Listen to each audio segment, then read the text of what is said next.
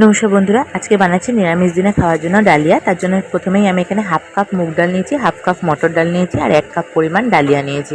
সমস্ত উপকরণগুলো ভালো করে মিশিয়ে নিয়ে জল দিয়ে 2-4 বার ভালো করে ধুয়ে নিয়ে আবারও জল দিয়ে 10 মিনিটের জন্য ভিজিয়ে রেখে দিয়েছিলাম।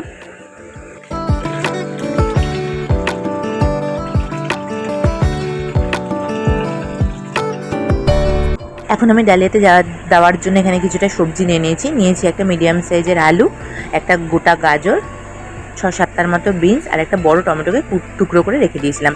যেহেতু আমি রান্নাটা প্রেসারে করব, তাই প্রেসারের মধ্যে সরষের তেল দিয়ে তার মধ্যে দেখো গোটা সাদা জিরে, 2টো শুকনো লঙ্কা, গোটা গরম মশলা, একটা তেজপাতা ফোড়নে দিয়ে দিলাম আর কিছুটা আদা গ্রেট করে রেখেছিলাম সেটাও আমি ফোড়নে দিয়ে দিলাম। আদাটা যে কোনো নিরামিষ রান্নাতে দিলেই খেতে খুব ভালো লাগে।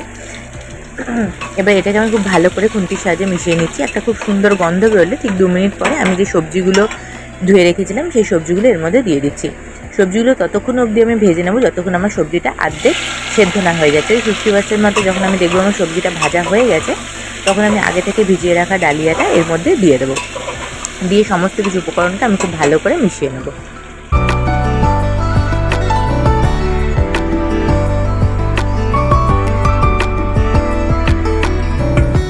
এখন দিয়ে দেবো পরিমাণ অনুযায়ী জল। আমি কতটা পাতলা রাখবো, কতটা গাঢ় রাখবো সেই পরিমাণে আমি জলটা দেবো।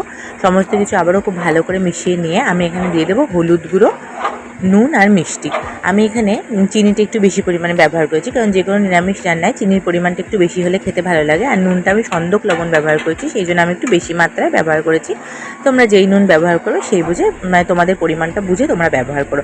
এখন আমি এখানে দিয়ে দিচ্ছি গোটা কাঁচা লঙ্কা 3-4টে মতন আর দিচ্ছি 1 চামচ ঘি। সমস্ত কিছু ভালো করে নাড়াচাড়া করে নিয়ে প্রেশারের ঢাকনাটা বন্ধ করে প্রায় আমি 7 থেকে 8টা সিটি দিয়েছিলাম। যেহেতু আমার প্রেশারের সিটিটা খুব ফাস্ট পড়ে, 5 মিনিট অন্তর অন্তরই আমার সিটি পড়ে, সেই জন্য আমি প্রায় মিডিয়াম ফ্লেমে প্রায় 7-8টা সিটি দিয়েছি। তোমরা যদি মনে করো যে না তোমাদেরটা থেমে থেমে সিটি পড়ে, তাহলে তোমরা সেই বুঝে 3টে সিটি দিলেও হয়ে যাবে।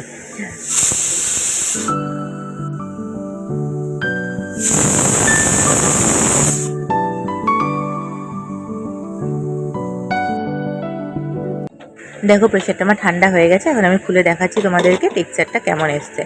দেখো দেখতে পাচ্ছ ওপরে ঝোলগুলো ভেসে রয়েছে। এখন আমি কি করব, একটা হাতার সাহায্যে ডালিয়াটাকে খুব ভালো করে মিশিয়ে নিচ্ছি যাতে খুব পাতলা না রয়ে যায়। এবার দেখো এটার কনসিস্টেন্সিটা আমার যেরকম দরকার সেরকম এসে গেছে। এখন এর উপর দিয়ে 1 চামচ মতো ঘি ছড়িয়ে পরিবেশন করলেই ব্যাস আমাদের নিরামিষ দিনে খাওয়ার মতো ডালিয়া রেডি। আজকের মতো এই পর্যন্তই। অন্য কোনো রেসিপি নিয়ে আবার খুব শীঘ্রই তোমাদের সাথে দেখা হচ্ছে। তোমরা ততদিন খুব ভালো থেকো, সাবধান থেকো, সুস্থ থেকো। টাটা।